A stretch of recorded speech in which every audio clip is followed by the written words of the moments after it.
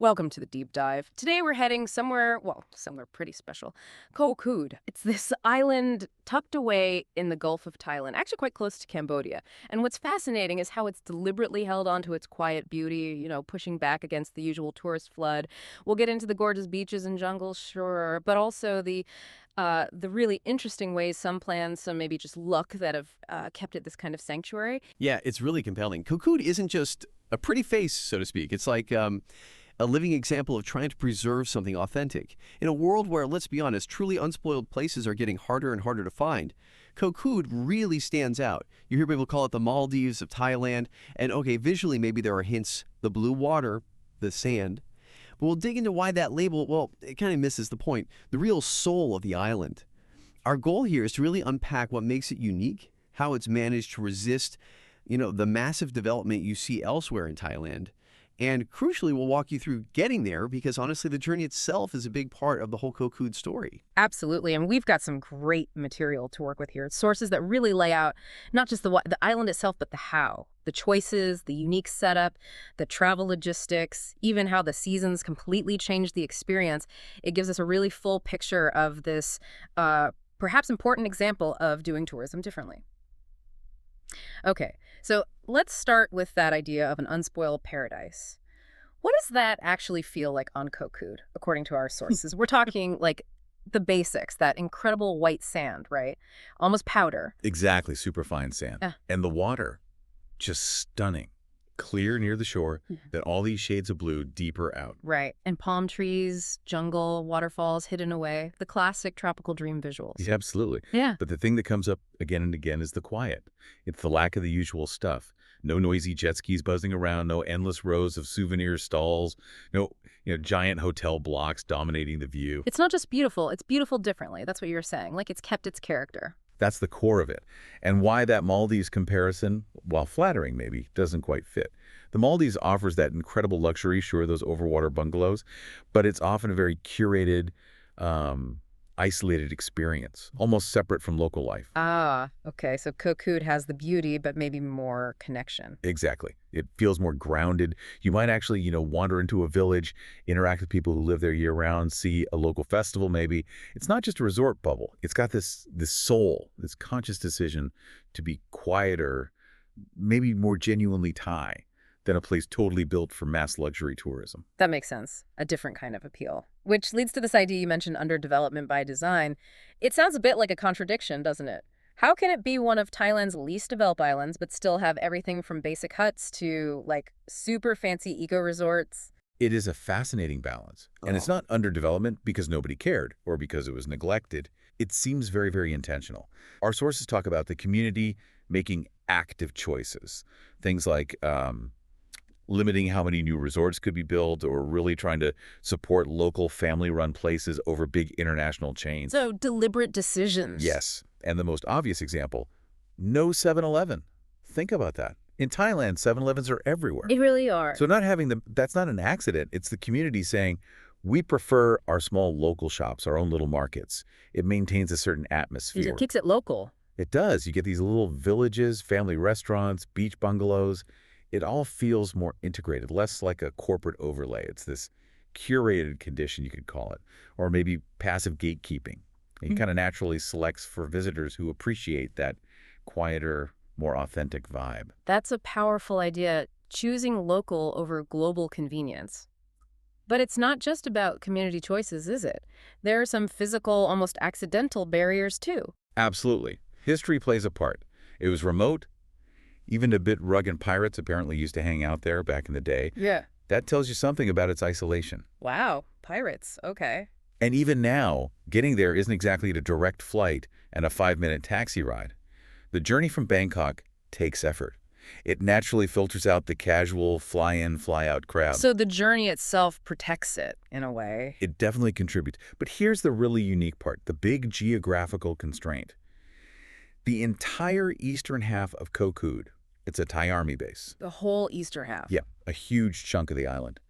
And it's completely off limits. No resorts, no tourists allowed, Yeah. Zero development. That's unexpected. So that physically stops sprawl. Massively. It prevents that situation you see on other islands where resorts just spread and spread along every bit of coastline. It's like this accidental but incredibly effective conservation zone. An army base preserving paradise, you don't hear that every day. You really don't. Yeah. It also probably adds to the overall sense of, peace and security. So you put all that together, the community choices, the history, the journey, the army base.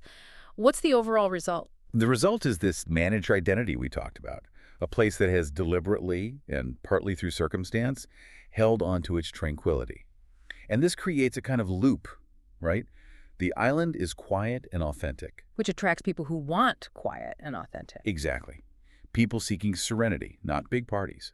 People who value that peace, and often they're willing to pay a bit more for that unique experience. So the island's character shapes its visitors, and the visitors, in turn, help reinforce and preserve that character. It's a self-sustaining cycle, really. Keeping it special because the people who go want it to stay special. Pretty much. And it goes beyond just the vibe. This lack of intense development plus the army base buffer means the actual environment is incredibly well preserved too. We're talking pristine rainforest, vital for, carbon capture, full of diverse plants and animals, some orchids found only there, lots of bird life. It's a healthy ecosystem. So the design benefits nature too. Definitely. And there are active efforts, often involving the local resorts, to protect it, like educational nature walks and conservation projects. It's a holistic approach. Okay, so we've got a good picture of the island's unique character, but timing seems absolutely critical for Koh Kood. Usually you think tropical island, it's sunny all the time. Yeah, that's a common assumption, but for Koh Kood, the when is almost as important as the where. It really shapes your whole trip. The climate breaks down into 3 quite distinct seasons. And we're not just talking a few degrees difference. It can mean totally different sea conditions, different landscapes, even a different atmosphere on the island. Right, so it depends what you're looking for. Perfect weather, fewer people, or something else. Exactly. You need to match the season to your priorities. Are you after that flawless beach holiday, or are you maybe okay with some rain if it means seeing the waterfalls at their best and having the place more to yourself? Understanding these seasons is key. Let's start with the peak time then. The high season or cool season, November to February. What's the deal then? Right, this is generally seen as the absolute prime time. Koh Kood at its most postcard perfect. The weather is just fantastic. Very little rain, if any. The sea is usually super calm, crystal clear, perfect for swimming. Skies are blue, temperatures are comfortable. Think like high 20s Celsius, maybe 30. Pleasant. Sounds idyllic. December is the driest, you said. Statistically, yes. It's pretty much guaranteed sunshine. Ideal for everything beach-related, sunbathing, swimming, and crucially, it's the best time for snorkeling and diving. Visibility underwater is amazing then. Ah, okay. See all the fish and coral. Exactly. Crystal clear. Yeah. But there's always a but, isn't there? The catch. Well, it's the peak season for international tourists, the Frang season. So it's the busiest time, relatively speaking, for Koh Kood. Right. More people, higher prices. Definitely. Accommodation costs are at their highest. And the key thing here, you absolutely must book everything well in advance. How far in advance are we talking? Months. Seriously. Yeah. Especially flights to Trat, the ferries, and any popular resort, they sell out fast. Yeah. Don't expect to just show up and find a great place. Okay, good warning. So peak season is beautiful, but needs serious planning and budgeting. Precisely. Yeah. It's the brochure experience, but you share it and you pay for it. All right. What about the next phase, the hot season or shorter season, March and April? What shifts then? So this is when things start to transition. The cool, dry air gives way, and temperatures and humidity begin to creep up. April is usually the hottest month of the year. Okay, getting sticky. Yeah, it can be quite hot. Mid-30s Celsius isn't uncommon. But interestingly, this is often called the Thai season. Why is that? Because lots of Thai families, especially from Bangkok, come down then. It's their summer holiday period, school breaks, big festivals like Songkran. They're escaping the city heat. Ah, so a different crowd, more local. Yes, fewer international tourists perhaps, but a lively Thai holiday vibe. It can be a really interesting cultural experience. Weather-wise, it's still mostly sunny, especially in March. Towards the end of April, you start getting more rain, often short, heavy afternoon showers that clear up pretty quickly. Okay, and prices? Maybe a bit better than peak season. Generally, yes. Yes. You get a decent balance, mostly good weather, though hot, and slightly lower costs for accommodation. Ferries in popular spots might still be busy during Thai holidays, though. So if you can handle the heat and maybe want a more local feel, this could be a good option. It could be a real sweet spot, yeah. Just be prepared for the heat. Stay hydrated, use shade.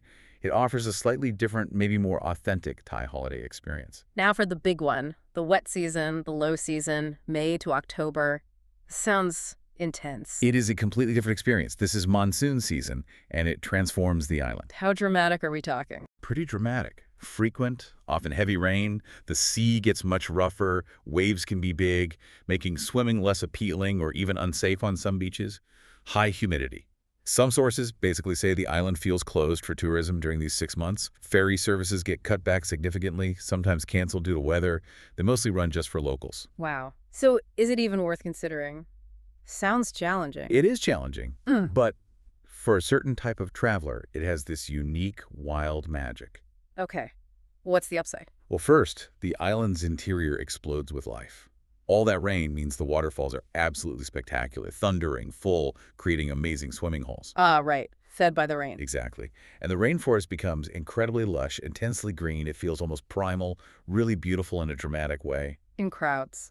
Practically non-existent. You can literally have entire beaches completely to yourself. Imagine that. Just you, the sound of the waves, the rain drumming on the leaves. That does sound appealing in a solitary way. And of course, prices are at their absolute lowest. You can find incredible deals on accommodation. But there must be downsides besides the rain and rough sea. Oh, definitely. You need to be aware that some smaller resorts, restaurants, maybe tour operators, might close down temporarily because there just aren't enough customers. Okay, limited options. And, critically, mosquitoes. They thrive in the wet conditions. A really good, strong insect repellent isn't just recommended, it's essential. Long sleeves and pants in the evening, too. Right. Practicalities. Snorkeling probably isn't great either. Visibility is usually much lower because of runoff from the land, and the sea can be too choppy. But other things become possible, like maybe kayaking up swollen rivers into the jungle. So it's for the adventurous type who values solitude and dramatic nature over perfect beach weather. That sums it up perfectly. It's Koh Kood raw and untamed. It challenges you, but the rewards are unique, total peace, incredible green landscapes, and rock-bottom prices. It's not for everyone, but for some, it's the ultimate escape. Okay, we know what Koh Kood is like. We know when to go. But now, the big question, how do you actually get there? Because it sounds like the journey is, well, part of the deal. It absolutely is. You framed it perfectly earlier. It's like a rite of passage. This isn't a simple hop, skip, and jump. There's no airport right on Koh Kood. That's the first thing to understand. So getting there involves multiple steps, different types of transport. It requires planning. And that difficulty is part of why it stayed less developed, right? Exactly. It acts as a natural filter. It discourages the impulse traveler just looking for the easiest option. You have to be a bit more intentional. The total distance from Bangkok is around 320-something kilometers, but it feels longer because of the transfers involved. You need a bit of patience, maybe an adventurous spirit. Okay, let's break it down. Step 1, Bangkok to Trat province. That's the starting point on the mainland. Correct. Trat is the gateway province. You basically got 2 main ways to do this first big leg. Option 1, fly. Bangkok Airways flies from Suvarnabhumi Airport, that's BKK, direct to Trat Airport, TDX. It's quick, about an hour in the air. Fastest, easiest, most expensive. Generally, yes. It's the priciest option. Fares can vary a lot, maybe $1,800 up to $5,500 one way, so roughly $50 to $150 US, give or take, depending on when you book in the season. And you mentioned something important about these flights. Yes, crucial point. They use small propeller planes, ATR 72s, limited seats, maybe 70 passengers max. Ah, so they fill up fast? Extremely fast, Yeah. especially during high season or holidays. You really need to book these flights way, way in advance. Months ahead isn't overkill if you're traveling at a popular time. Don't leave it late. Okay, good tip. What's option B for getting to Trat? Go by road. You can take a public bus from Bangkok's main terminals like Ekamai or Mochet to Trat bus station. That takes about 5 or 6 hours. Longer, but cheaper. Definitely cheaper. But probably the most popular choice for budget travelers, and maybe the best value overall, is the direct bus and ferry combination ticket. How does that work? Companies like Bunsiri Ferry or Sedamgo run comfortable buses or minivans straight from Bangkok, often from places like Khao San Road, directly to their pier in Trat. So it combines the road journey and the ferry. Exactly. It's seamless. The whole trip takes maybe 7 or 8 hours total, and the price, around $1,000 to $1,300, maybe $35 US, usually includes the ferry ticket already. Much simpler logistics. That sounds like a really good option, actually. Balances cost and convenience. It's very popular for that reason. So yeah, you choose speed and cost of flying or value in a longer journey by road. Right. So you've made it to Trat, either by plane or bus. Now, step 2, getting from Trat town or the airport to the correct pier for Koh Kood. This sounds important. This is super important. A point of potential confusion. Once you're in Trat, you need to get to Lam Sok Pier. It takes about 40 minutes to an hour, usually by minivan or a songfei that's like a shared pickup truck taxi. Lam Sok Pier, got it. Why is that specific pier so critical? Because Lam Sok is the only pier where ferries depart for Koh Kood. There are other piers in Trat, but they go to different islands, mainly the much busier Koh Chang. Ah, okay. Easy mistake to make if you don't know. Very easy. Imagine getting all the way there and being at the wrong pier, missing your boat. Nightmare. So, always confirm your transfer is going to Lam Sok. Can you book that transfer as part of the combo ticket? Often, yes. Those bus ferry combo services usually include the transfer from the Trat drop-off point to their specific pier at Lam Sok, which makes it much easier. If you fly or take a public bus, you'll need to arrange the transfer separately at the airport or bus station. Just be clear. Lam Sok Pier for Koh Kood. Okay, Lam Sok Pier it is. We're on the home stretch now. Step 3, the ferry from Lam Sok to Koh Kood itself. What's that like? This is the final lovely part, the sea crossing. There are several good ferry operators.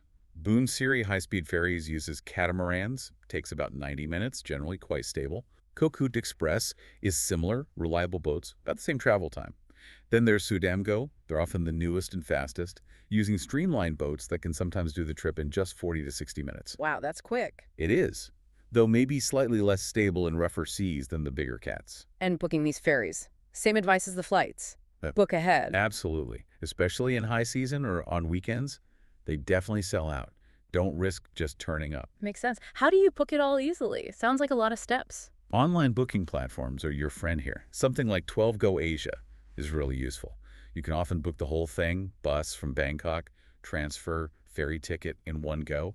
It simplifies things massively. That's good to know. Takes the headache out of coordinating everything. It really does. So you book it all, you follow the steps, and eventually your ferry arrives, usually at Awo Salad Pier in the north of Koh Kood. And then, From Edo Salad Pier, your resort might have arranged a pickup mini-do. Or you can grab a local taxi there to take you to your final accommodation. And then you've made it. You've earned your slice of paradise. the journey itself filters people, but booking online makes it manageable for those who are determined. Exactly. It's accessible if you plan, but still involved enough that it hasn't been overrun. The journey remains part of the island's protective charm, you could say. It forces you to slow down even before you arrive. #tagshtag outro. So, reflecting on all this, it's quite a story, isn't it? Koh Kood really defines itself by it isn't overrun, it isn't hyper-commercialized, it's this carefully, maybe partly accidentally preserved place, shaped by community choices, by geography, even by the military. We've seen how the seasons offer completely different experiences, from perfect sunshine to wild monsoon beauty, and getting there is this multi-step adventure, but a rewarding one. It really feels like an island that makes you commit, but gives you something special in return. Yeah, and for you listening, this deep dive gives you a window into a really interesting way of thinking about travel and tourism. It's about valuing authenticity, quietness, and maybe a slower pace over just convenience and mass appeal. Koh Kood is a fantastic case study if you're interested in sustainable tourism or just looking for a destination that feels genuinely different. It shows how choices, big and small, can protect a place's unique character. It really does. Which leaves us with a final thought, perhaps. As more people hear about places like Koh Kood, as the secret gets out, how do we manage that? How do we as travelers and how do the communities themselves keep that delicate balance, sharing these beautiful places without accidentally destroying the very thing that makes them so special? That's the million-dollar question, isn't it? It is. Something to definitely think about next time you're planning an escape. How can we visit these places respectfully and help preserve their soul?